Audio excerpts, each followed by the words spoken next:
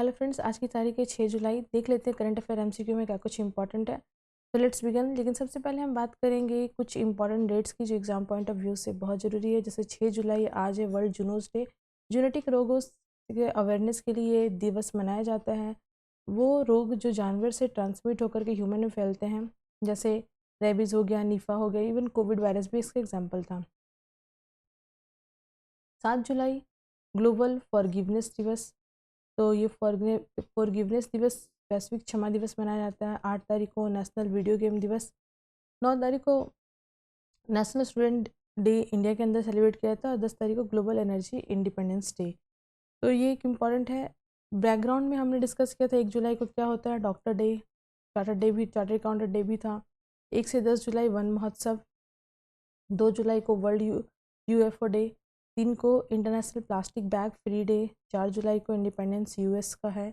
और 5 जुलाई को ऐसा कुछ मेजर था नहीं। चलो पहले क्वेश्चन की बात करें तो भी देखो, रिसेंटली हाल में ही हवाई क्षेत्र को का जो हमारा एविएशन सेक्टर है उसको मजबूत करने के लिए कौन सी योजना को 10 वर्ष और अधिक उसका जो पीरियड है उसको बढ़ाया गया, यानी 10 साल का जो समय अवधि है किस योजना का बढ़ा दिया गया है। उड़ान स्कीम है ना।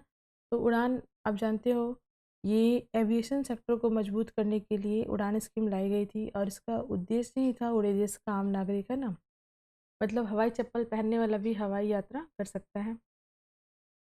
थोड़ी सी और बात करें हम, तो जो उड़ान है ये रीजनल कनेक्टिविटी को इंश्योर करने के लिए है ना। जो रीजनल कनेक्टिविटी है भारत के अंदर, एक राज्य से दूसरे राज्य में जो हम जाते हैं तो लोग अफोर्डेबल मीडियम प्रोवाइड करा सके गवर्नमेंट, ताकि लोग जो है इसको एक्सेस कर सके।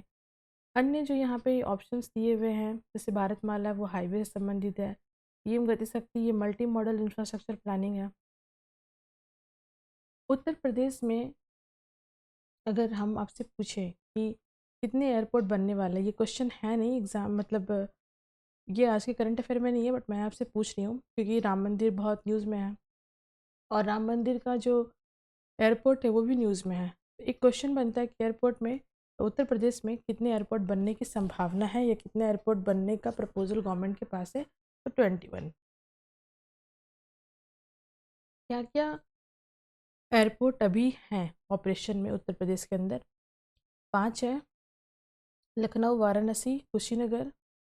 और ये जो राम मंदिर का एयरपोर्ट है ना, that is Maharshi Valmiki international airport, Ayodhya धाम। तो ये नाम है, पूरा याद रखना है। एक्चुअली अयोध्या धाम जो एयरपोर्ट है ना, तो उसका नाम महर्षि वाल्मीकि इंटरनेशनल एयरपोर्ट है। नोएडा इंटरनेशनल एयरपोर्ट जो है, जेवर, बहुत ही न्यूज़ में था। चलिए अब थोड़ी सी बात करते हैं जो न्यूज़ है एक्चुअली में अयोध्या एयरपोर्ट जो है उसको अवार्ड मिला है। अवार्ड किसने दिया है? एयरपोर्ट अथॉरिटी ऑफ इंडिया ने। Airport authority of India aviation sector में जो भी एयरपोर्ट्स होते हैं उनका मैनेजमेंट, कंस्ट्रक्शन, है ना, इन चीज़ों को ध्यान में रखते हुए, उनके वर्किंग प्रोफेशंस को ध्यान में रखते हुए अवार्ड्स से सम्मानित करती है। एआई जो हमारी है, यानी AAI, that is airport authority of India, ये 95 में बनी थी, 95 में, हेडक्वार्टर दिल्ली में है और मिनिस्ट्री ऑफ सिविल एविएशन के अंदर ही आता है। चलो इससे ही संबंधित एक और चीज़ है, देखो जो राम मंदिर है ना, राम मंदिर एयरपोर्ट, उसको ये अवार्ड मिला था, that is a Prix Versailles award. ठीक है, तो ये जो वेरसाइल्स अवार्ड्स है ये संबंधित किससे है? आर्किटेक्ट एंड डिजाइन से संबंधित है और ये राम मंदिर को मिला है। ये जो अवार्ड है ये फ्रांस की बॉडी देती है, सॉर्ट ऑफ, है ना, याद रखना है। इंडिया का first greenfield refinery, petrochemical complex का इनोग्रेशन कौन से राज्य में हुआ है? आंसर है राजस्थान। राजस्थान का जो बलोत्रा डिस्ट्रिक्ट है ना, वहाँ पे अभी रिसेंटली ये रिफाइनरी बनी है, ग्रीनफील्ड रिफाइनरी है और भारत की पहली है। राजस्थान के बारे में थोड़ा सा देख लेते हैं हम लोग। Textile city of Rajasthan Bhilwara को कहा जाता है। ग्रेनाइट सिटी जालौर को। और marble city Krishnanagar, Ajmer. Pink city Jaipur को industrial city Kota, furniture handicrafts hub जो है वो जोधपुर है, सॉल्ट प्रोडक्शन सांबर लेक, और पेट्रोलियम रिफाइनरी जो है वो बलोत्रा, दैट इज़ अ पंचप्रदा। अभी हमने देखा ये इंडिया का फर्स्ट ग्रीनफील्ड रिफाइनरी है। अभी एक चीज़ बताओ बहुत इम्पॉर्टेंट है, मोदी जी की बहुत सारी यात्राएं अभी शेड्यूल्ड हैं, कौन कौन से कंट्रीज़ में है। आपको करना क्या है ना, जिस जिस कंट्री का मैं नाम बताऊंगी उसको उस कंट्री का ना जो कैपिटल सिटी है उसका नाम आपको कमेंट में लिखना है। देखो प्राइम मिनिस्टर नरेंद्र मोदी अभी हाल फिलहाल में विजिट करने वाले कौन से देश में, आंसर है इंडोनेशिया। देख लेते हैं थोड़ा सा हम लोग इसको। देखो मोदी जी पहले ही फ्रांस जा चुके हैं, G7 का वहाँ पे सबमिट हुआ था, स्लोवाकिया भी वो जा चुके हैं जून महीने में, बायलेटरल विजिट था। सेशल्स अभी रिसेंट वहाँ से आए हैं, वहाँ का जो नेशनल डे था सेलिब्रेट हो रहा था, तो वहाँ पे मोदी जी जो थे वो चीफ गेस्ट थे, है ना। इंडोनेशिया भी जा रहे हैं, 6 तारीख को निकल जाएंगे, 8 तारीख को ऑस्ट्रेलिया विजिट है, और ये भी स्ट्रैटेजिक मीटिंग है, और 10 और 11 तारीख को न्यूजीलैंड जाएंगे। और ये बहुत इम्पॉर्टेंट है, भारत के किसी भी प्रधानमंत्री का 40 साल बाद ये न्यूजीलैंड का दौरा है, तो एक इम्पॉर्टेंट है। आपको करना क्या है, इन सारे जो देश हैं इनका कैपिटल सिटी का नाम कमेंट्स में बताना है। India's national cyber security strategy is mainly associated with which sector. Simple सा क्वेश्चन है, ऑप्शन भी बहुत सिंपल सा है।